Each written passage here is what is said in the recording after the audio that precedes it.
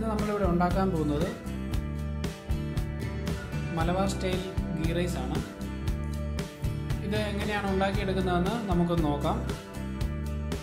ഇതിനായിട്ട് ഒരു പാത്രം വെച്ച് 1 ടേബിൾ സ്പൂൺ നെയ്യും 2 ടേബിൾ സ്പൂൺ ഓയിലും കൂടെ ചൂടാക്കാം.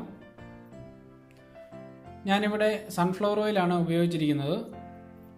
ഇനി ഇതിലേക്ക് 4-5 ഏലക്ക, 4-5 ഗ്രാമ്പു, ഒരു ചെറിയ കഷ്ണം കറുവപ്പട്ട, 1 ടീസ്പൂൺ പെരിഞ്ജീരകം, ഇതെല്ലാം ചേർത്ത് ഒന്ന് മൂപ്പിക്കാം. കരിഞ്ഞു പോകാതെ തീ താഴ്ത്തി വയ്ക്കണം. ഇനി നമുക്കിതിലേക്ക് 1/2 സവോള അരിഞ്ഞതും കൂടെ ചേർത്ത് നന്നായിട്ട് വഴറ്റാം. ഇതിപ്പോൾ നന്നായിട്ട് വഴറ്റ് കഴിഞ്ഞു.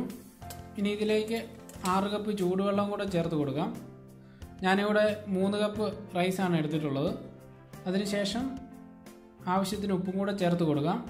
ഉപ്പ് നോക്കുമ്പോൾ കുറച്ച് മുന്നിട്ട് നിൽക്കുന്ന പോലെ വേണം ചേർത്ത് കൊടുക്കാൻ, എങ്കിലേ റൈസ് ഇട്ട് കഴിയുമ്പോൾ ഉപ്പ് പാകത്തിനാകത്തുള്ളൂ. ഇനി ഇതൊന്ന് തിളച്ച് വരുന്നവരെ നമുക്ക് വെയിറ്റ് ചെയ്യാം. ഇനി ആ നേരം കൊണ്ട് 3 കപ്പ് അരിയും കൂടെ കഴുകി ഊറ്റിയെടുക്കാം. ഇപ്പോൾ നന്നായിട്ട് തിളച്ച് വന്നിട്ടുണ്ട്. ഇനി ഇതിലേക്ക് കഴുകി വാരി വെച്ചിരിക്കുന്ന 3 കപ്പ് ജീരകശാല റൈസ് കൂടി ചേർത്ത് കൊടുക്കാം. ഞാനിവിടെ അരി 5 മിനിറ്റ് പോലും കുതിർക്കാതെയാണ് കഴുകിയെടുത്തിട്ടുള്ളത്.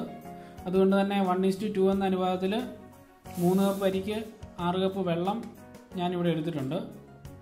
നിങ്ങളിപ്പോൾ അരി കുതിർത്താണ് എടുക്കുന്നതെങ്കിൽ 1 കപ്പ് മുതൽ 1/2 കപ്പ് വരെ വെള്ളം അരിയുടെ വേവനുസരിച്ച് കുറച്ചെടുത്താൽ മതിയാവും. ഇല്ലെങ്കിൽ ചോറ് ഒട്ടി കുഴഞ്ഞു പോവുകയോ കട്ട പിടിക്കുകയോ ഒക്കെ ചെയ്യാൻ ചാൻസ് ഉണ്ട്. ഞാനെപ്പോഴും അരി കുതിർക്കാതെയാണ് ഉപയോഗിക്കാറുള്ളത്. അതുപോലെ തന്നെ അരി വഴറ്റാറൊന്നുമില്ല, നാരങ്ങാനീര് ഒഴിക്കാറില്ല. ഇനി ഇത് ഏകദേശം 70-80% വേവാകുന്നോടം വരെ നമുക്കൊന്ന് വെയിറ്റ് ചെയ്യാം.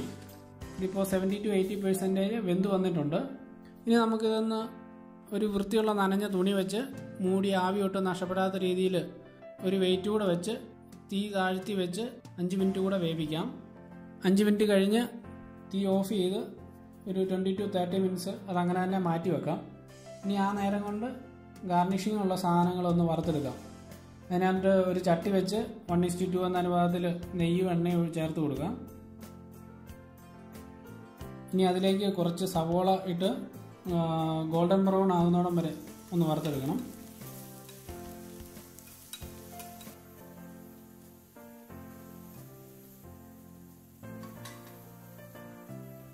അതിനുശേഷം കുറച്ച് അണ്ടിപ്പരിപ്പും കിസ്മിസും കൂടെ ഇട്ട് കൊടുക്കാം.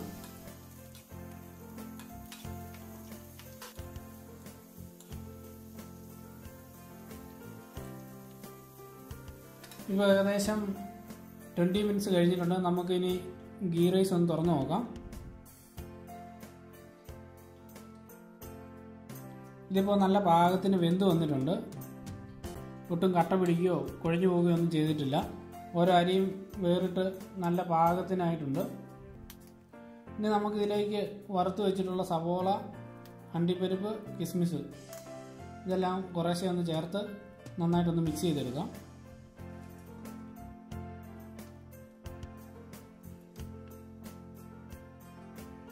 ഇപ്പോൾ നമ്മുടെ മലബാർ സ്റ്റൈൽ ഗീ റൈസ് ഇവിടെ റെഡി ആയിരിക്കുകയാണ്. എല്ലാവർക്കും ഇഷ്ടപ്പെട്ടെന്ന് കരുതുന്നു. ഇഷ്ടപ്പെട്ടാൽ എല്ലാവരും ഇത് ലൈക്ക് ചെയ്യാൻ മറക്കരുത്. Thank you for watching my video.